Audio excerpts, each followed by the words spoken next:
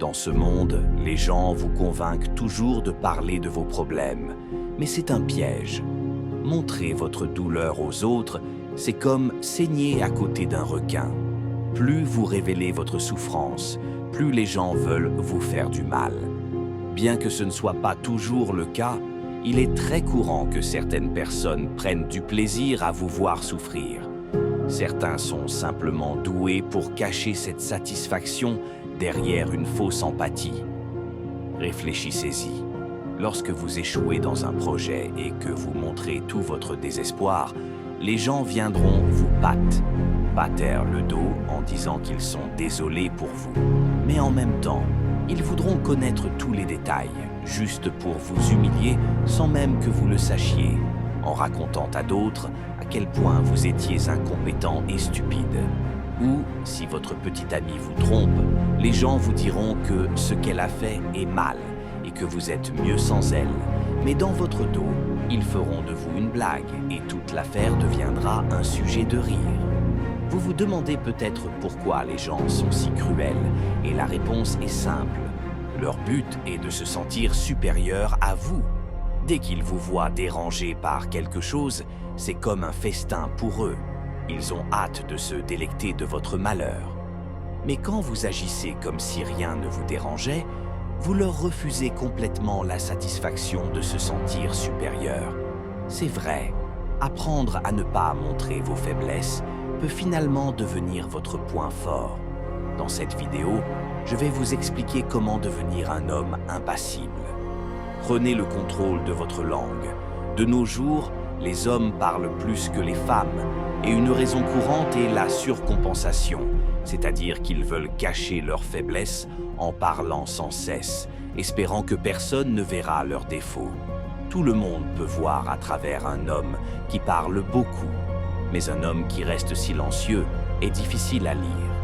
Un homme silencieux est perçu comme impassible, mais aussi comme quelqu'un avec qui il ne vaut mieux pas se frotter. Et quand il parle, les gens écoutent. Ces individus sont rares. 99% des gens cherchent de l'attention, de l'importance et aiment être écoutés. C'est pourquoi vous trouverez des hommes qui éclatent et parlent sans même réfléchir à ce qu'ils disent. La langue est une bête sauvage que peu contrôle, mais le monde est à vos pieds si vous pouvez la dompter. Vous le faites en devenant à l'aise avec le silence, que ce soit parce que vous avez besoin de réfléchir ou parce que vous avez rien à dire. Laissez le silence régner, peu importe si les gens sont impatients ou non. Souvenez-vous de réfléchir avant de parler et de ne parler que lorsque vos mots peuvent être plus puissants que votre silence. Entourez-vous de personnes authentiques.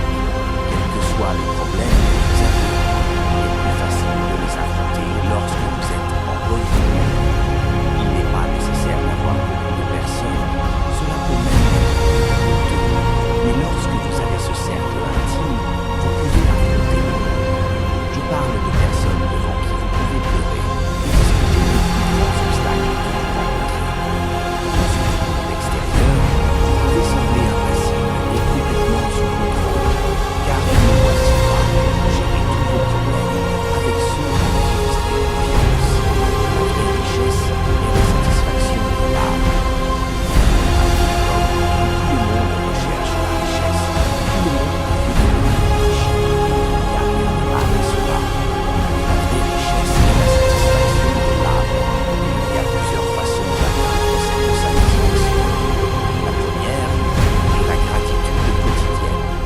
C'est seulement lorsque nous commençons à apprécier les petites choses de la vie que nous commençons à éprouver du contentement. Il y a tant de choses que nous tenons pour acquises dans notre quête de plus, mais si nous prenons le temps de remercier Dieu pour chaque petit cadeau, nous attirerons un niveau plus élevé de bénédiction et de paix intérieure dans nos vies. Une autre façon d'atteindre la satisfaction de l'âme est de faire partie d'une communauté. Nos âmes sont par nature sociales et ont besoin de faire partie d'une communauté. Ce sentiment n'est pas seulement de faire partie de quelque chose, mais aussi de servir.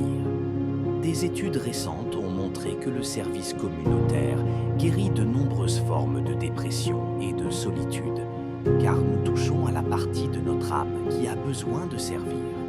Si la quête de ce monde vous a laissé froid et seul, peut-être est-il temps de changer de paradigme, passant de la consommation au service. Lorsque nous rendons à la société, nous attirons des bénédictions et de la paix intérieure dans nos vies. Ayez confiance dans